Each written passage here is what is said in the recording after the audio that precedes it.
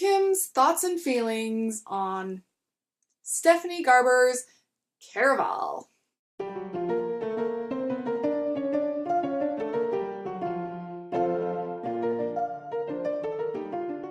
Kim here. Welcome back. I'm going to be doing a book review today of Caraval. If you didn't get that from the intro, if you didn't get that from the title, if you didn't get that from the description. I recently just finished co-hosting the It's Only a Read-Along of Caraval with my dearest friend, Adriane at Share Inspire Journey Dream. She's right there.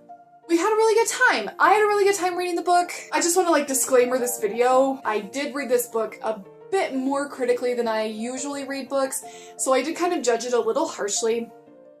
But I couldn't help it because I knew I was going to be reviewing and discussing, so I had to be looking for things. I couldn't just sit back and relax and enjoy it. But that's okay because the book had good things, the book had bad things, and here we go.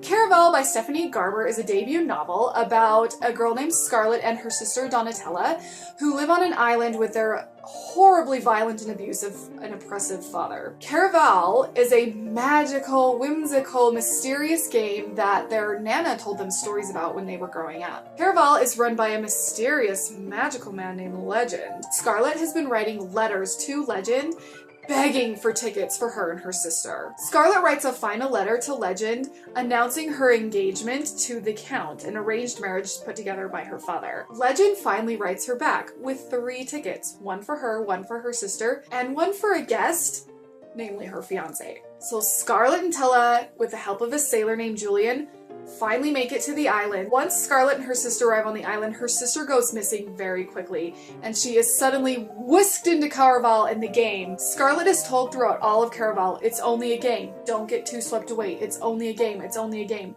But there is some serious stuff happening with this game, and lines are blurred, and mysteries are unfolded, and it is a whole ball of crazy, but also kind of a ball of awesome, so that's great. I'm going to start with my general rating for this book, which was a 13 out of 20, which isn't a super great score. The writing and style got a 2 out of 4, the characters got a 2 out of 4, the story got a 3 out of 4, the pacing got a 4 out of 4, and the ending got a 2 out of 4. Which makes it a 13 out of 20. The writing and style were, I think, my biggest issues. It wasn't the worst thing I've read. It did get a 2. I mentioned a lot in my discussion videos how I felt the editing of this book could have been a lot better. There was just a lot of things missed with single lines here and there where there was a lot of redundancy, and there was just kind of little tiny writing tweaks that needed to happen from an editor that I feel like didn't get done. So either the editing was a rush job or the editing was just not really taken that seriously because for whatever reason, I'm not entirely sure. There were a few lazy things done too, which, I have a really hard time tolerating. So the writing and style did receive a 2 out of 4. The characters also got a 2 out of 4 because throughout a lot of this book, Julian really just didn't work for me. He just didn't work for me. I was annoyed with him throughout the book a lot of times. Donatella is a really cool character, and we just didn't have enough of her. We had her in the beginning, and then she goes missing. So I kind of was bummed that our most fun and fancy free character was gone for most of the book. Scarlett was an okay character. She was likable, she was relatable in a lot of ways, and she was very real in a lot of ways, which I actually really enjoyed. She has a lot of guilt, which is very, very common in people that come from abusive places. Her father's very abusive to her and her sister, so of course she's going to have a lot of guilt issues and things like that. I did feel like we were a little bit in Scarlett's head too much. I guess that kind of qualifies under writing and style, was that the setting for this book was amazing. Caraval is a beautiful, magical, really cool place, but we were kind of stuck in Scarlett's head instead of in this wonderment of where we were, and that really bummed me out because I really wanted more of where we were and less of what Scarlett was thinking. The story got a 3 out of 4 because of the setting and because it was such a cool place that I just couldn't knock down more points for that because I really enjoyed Caraval itself. And so that got a 3 out of 4, and it did keep me on my toes. It did have a lot of mystery, and I was not able to predict how it was going to end, so I gave it credit for that. And it was enjoyable. Like, it was an enjoyable story. It just, the way it was told was kind of sometimes annoying to me. But the story itself is actually pretty good. The pacing got a 4 out of 4. The pacing was great. It was quick. It wasn't too quick. We were getting, you know, kind of like hints and answers and things as we went along. Things weren't drug out, I felt like.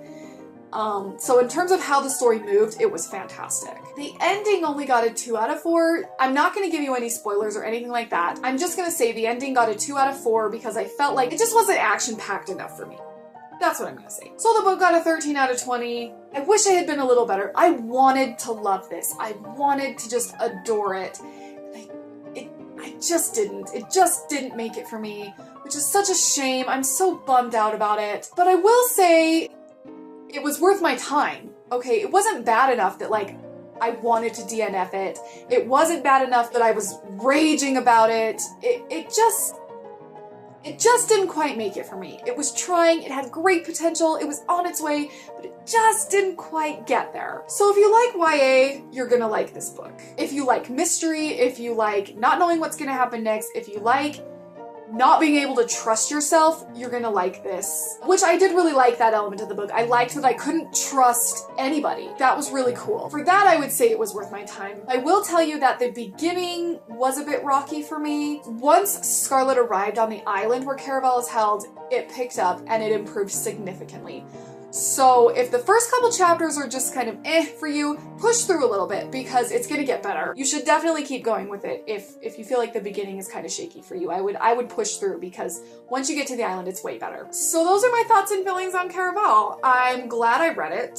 I'm glad we did it with a read-along. We had a really good time. I'll leave all the linky links for the discussion videos and everything down there. Let me know what you thought of Caraval, because you probably liked it a little better than I did, because like I said, I was kind of a jerk to it. I really was kind of a jerk about it. I'm not going to apologize for being a jerk about it, but like, it wasn't my favorite. I wish it could have gone a little further. And I wish it had been edited a little better. That about does it for this review. Like I said, let me know what you thought of it. Until the next book. I just hit myself in the face. That's as good as it's gonna get. Whatever.